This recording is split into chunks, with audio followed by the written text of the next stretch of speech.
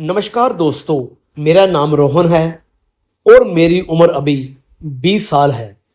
मुझे कहीं भी नौकरी नहीं मिल रही थी। फिर बड़ी ही मुश्किल से मुझे एक ब्यूटी पार्लर में नौकरी मिल गई। ब्यूटी पार्लर में मैं लड़कियों के बाल काटने का काम करता था। मेरे पापा एक नाई थे, इसलिए मैंने उनसे बाल काटने का काम सीखा था। पार्लर की मालकिन एक बूढ़ी औरत थी। लोग कहते थे कि उसकी उम्र 70 साल है, पर वह देखने में बहुत ही फुर्तीली और जवान लगती थी। सुना था कि जो भी इस औरत के साथ शादी करता था वह शादी की पहली रात ही मर जाता था। मैं उसके पास नौकरी करता था और वह मुझे अच्छी खासी सैलरी भी देती थी। एक दिन उसने मेरे साथ एक ऐसी बात कही जिसको सुनकर मेरे तो होश ही उड़ गए। मैं गांव में रहता था और हम बहुत ही गरीब थे। जैसे तैसे करके हमारे घर का गुजारा चल रहा था। मेरे मम्मी पापा मुझे हमेशा ही कहते थे कि कोई काम धंधा कर लिया कर, पर मैं कोई भी काम नहीं करना चाहता था। मैं पूरी जिंदगी अपने पापा की कमाई पर ही गुजारना चाहता था, पर इस तरह हो नहीं सका, क्योंकि अगर पिताजी सारी उम्र मेरे साथ रहते तो शायद मैं पूरी जिंदगी बैठकर उनकी ही कमाई खाता रहता और मुझे ज़्यादा मेहनत भी ना करनी पड़ती। एक दिन हमारे ऊपर दुखों का पहाड़ टूट गया। मेरे पापा की तबीयत अचानक बहुत खराब हो गई और हमें उन्हें डॉक्टर के पास लेकर जाना पड़ा। तो डॉक्टर ने हमें बताया कि उनकी दोनों लातें पैरालाइज हो गई हैं। मैं अपने मम्मी पापा का इकलौता बेटा था। मेरे पापा की अपनी एक दुकान थी, पर इससे भी कुछ नहीं हो सका। पापा के इलाज के लिए मुझे वह दुकान भी बेचनी पड़ी, पर पापा फिर भी ठीक नहीं हुए। वह पूरा दिन बिस्तर पर ही पड़े रहते थे, पर इतना जरूर था कि मेरे सर के ऊपर पिता का साया था। मेरी मम्मी मुझे कहती रहती कि तू अभी जवान है, तू थोड़ी बहुत शर्म कर। अगर तुम कोई काम धंधा करता होता तो आज तेरे पापा के इलाज के लिए हमें दुकान ना बेचनी पड़ती। पर अब तो तुम्हें कोई ना कोई काम करना ही पड़ेगा। तेरे पापा तो इस काबिल नहीं रहे, पर तुम्हें अब काम करके घर का खर्चा चलाना पड़ेगा।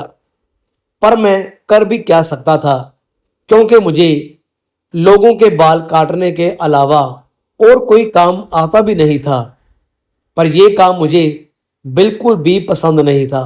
ये काम मैं सीख तो गया था, क्योंकि जब मैं बहुत छोटा था तो पापा मुझे जबरदस्ती अपने साथ दुकान पर ले जाते थे और मेरे पापा का कहना था कि बाल काटना भी एक कला है। पर मैं तो कोई ऐसी नौकरी करना चाहता था जहां पर बैठे बिठाए ही अच्छे खासे पैसे मिल जाएं। पर दुनिया में ऐसा कोई भी काम नहीं जो कि बिना मेहनत के कमाई करके दे। पर बिना मेहनत के तो कोई भी इंसान एक वक्त की रोटी भी नहीं खा सकता। तो फिर मैंने किस तरह सोच लिया कि मैं पूरी जिंदगी इसी तरह गुजार लूंगा। मैं हमेशा यही सोचता था कि मैं अपने माता पिता का इकलौता बेटा हूँ और जो कुछ मेरे पापा के पास है वह सब कुछ मेरा है। इसलिए मुझे कोई काम धंधा या पढ़ने लिखने की ज़रूरत नहीं। पर अब मुझे अपने पापा की हालत देखकर ऐसा लगने लगा कि मैं अपनी ज़िंदगी में कुछ ना करके बहुत बड़ी मुसीबत में फंस गया हूँ। अब घर के हालात बहुत ही बुरे हो गए थे और मेरा काम करना बहुत ज़रूरी था। आखिरकार मैं घर का इकलौता बेटा था और उनको मेरे से बहुत उम्मीदें थी। मैं बहुत परेशान था। मुझे कोई नौकरी नहीं मिल रही थी, क्योंकि मेरे अंदर कोई भी टैलेंट नहीं था और नाई का काम करना मुझे अच्छा नहीं लगता था। मम्मी मुझे बार बार यही कहती थी कि किसी सैलून में नौकरी कर ले, पर मैं नहीं करना चाहता था। पापा की तबीयत ज़्यादा खराब होने के कारण हमारे घर के हालात भी बहुत ज़्यादा खराब हो गए थे। हमें खाने पीने के लिए भी कम पड़ रहा था। मम्मी हमेशा रोती रहती थी और कहती थी कि हम किस तरह के हालात से गुजर रहे हैं।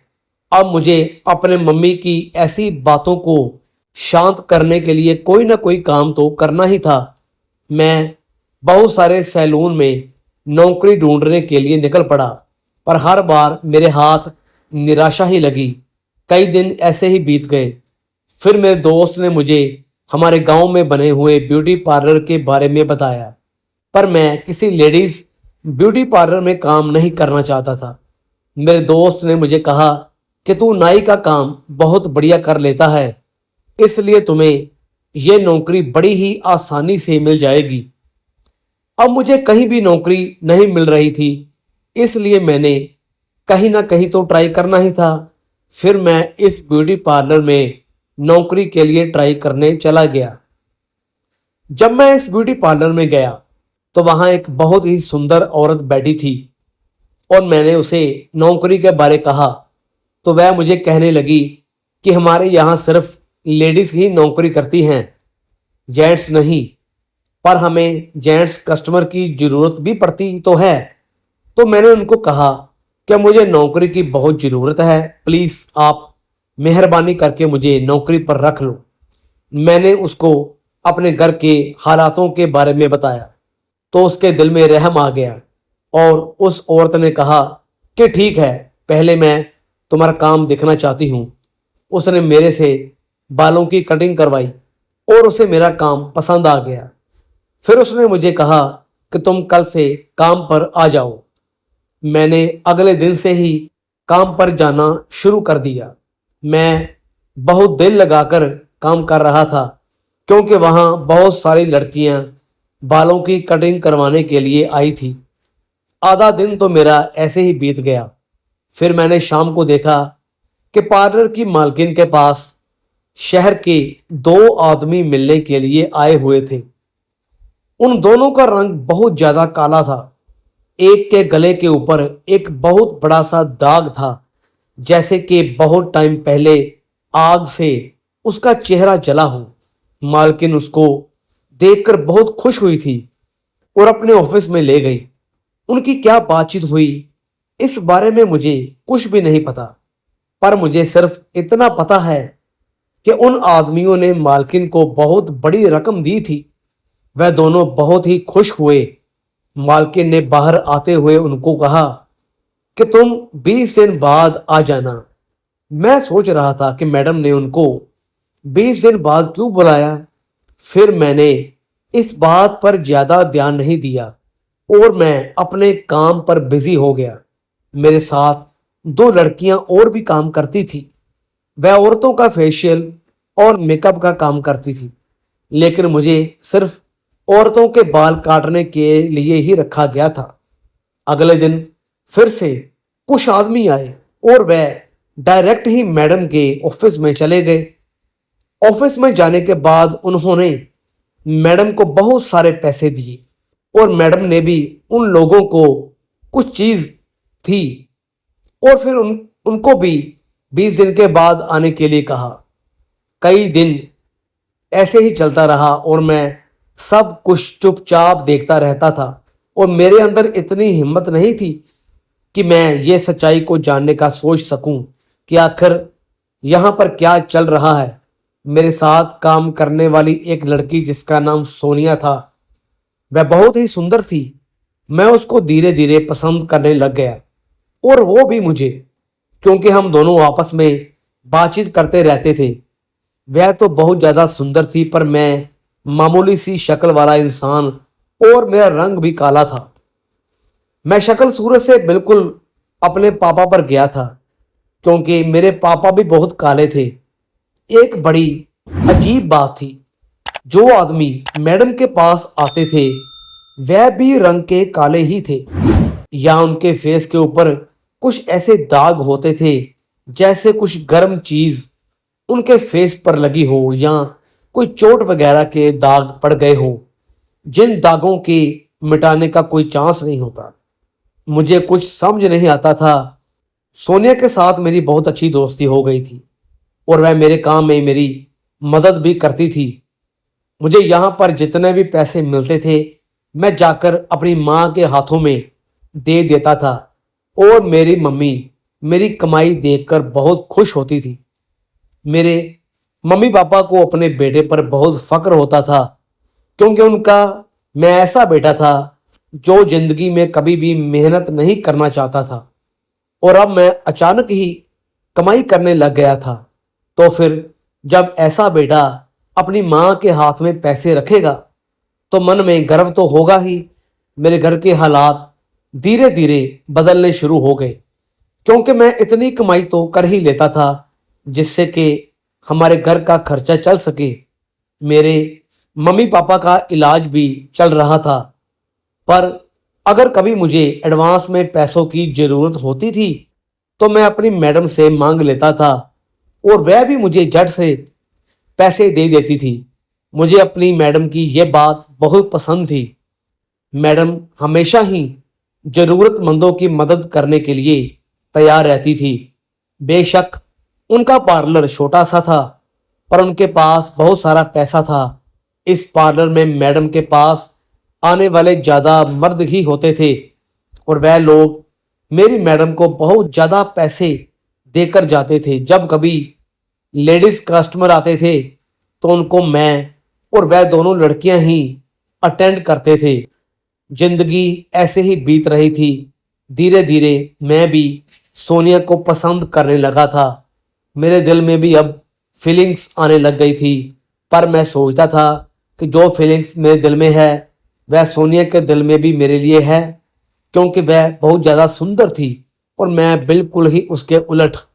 मुझे लगता था चाहे वह मुझे अपना दोस्त मानती है पर मोहब्बत वाली फीलिंग उसके दिल में मेरे लिए नहीं आएगी।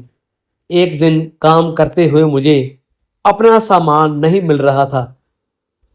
मैं ज़्यादातर अपना सामान डेस्क के ऊपर ही रख देता था।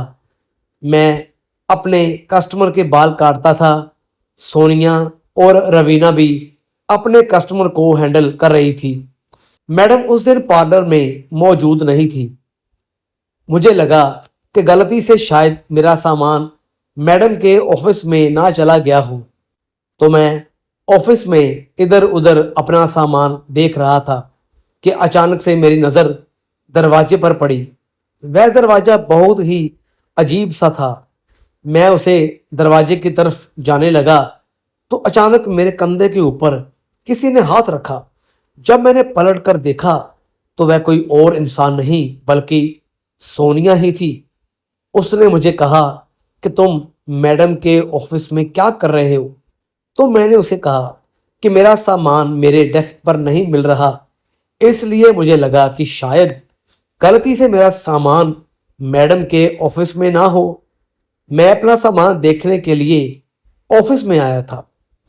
सोनिया ने मुझे कहा कि तू जल्दी से ऑफिस से बाहर निकल जा क्योंकि मैडम के ऑफिस में आने की किसी को भी परमिशन नहीं, क्योंकि मैडम को पसंद नहीं कि कोई भी उनके ऑफिस में आए।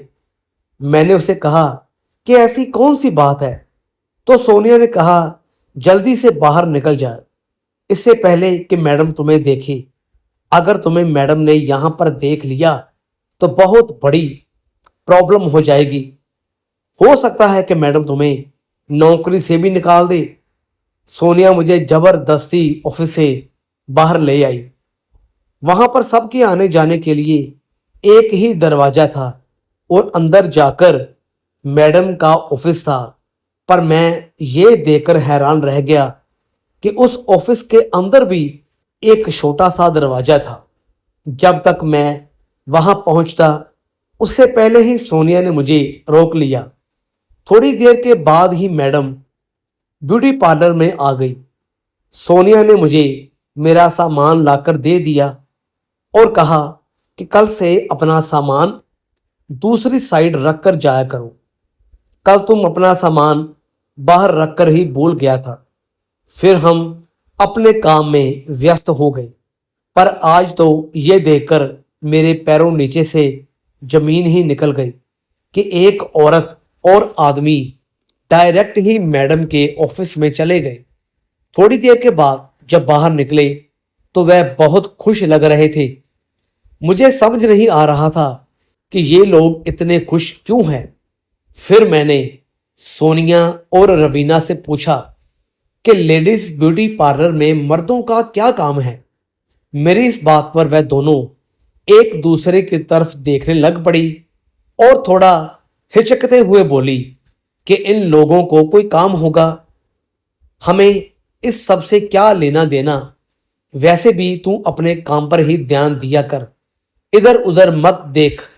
अगर तुमने यहां नौकरी करनी है तो सिर्फ अपने काम से ही मतलब रखा करो, इधर उधर ध्यान देने की जरूरत नहीं है। यही तुम्हारे लिए अच्छा भी होगा। सोनिया की इस बात से मैं चुप हो गया। अगले दिन रात के टाइम मैं अपने मम्मी पापा के साथ घर पर बैठा खाना खा रहा था। मेरे चाचा जी भी हमारे घर आए थे। मेरे चाचा जी मुझे पूछने लगे कि काम कैसा चल रहा है। तो मैंने कहा कि मेरा काम बहुत बढ़िया चल रहा है।